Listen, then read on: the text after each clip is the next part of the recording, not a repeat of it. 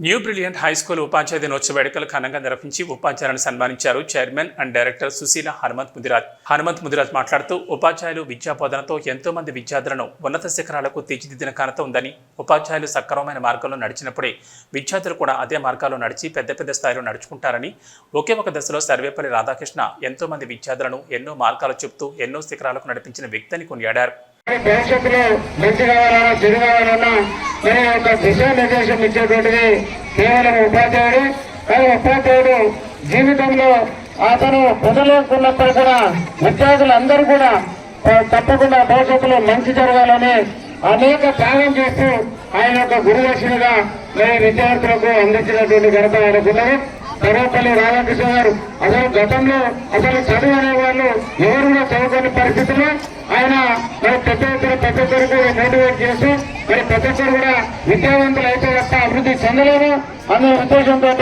యావత్ దేశంలో ఆయన విద్యార్థులకు అనేక మంది విద్యార్థులకు మరి తీర్చిదిద్ది మరి భవిష్యత్తులో ఉన్నతమైనటువంటి శిఖరాలను అందించినటువంటి మహోన్నతమైనటువంటి వ్యక్తి సర్వేపల్లి రాధాకృష్ణ గారు. అందువల్ల యావత్ దేశంలో ఈరోజు మరి ప్రభుత్వం కూడా అధికారికంగా అనేక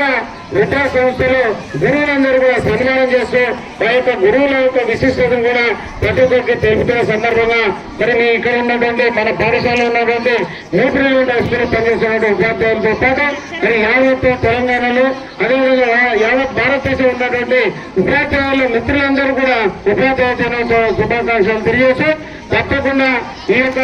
ఉపాధ్యాయులు లేని భవిష్యత్తు లేదు అనేది గుర్తించాల్సిన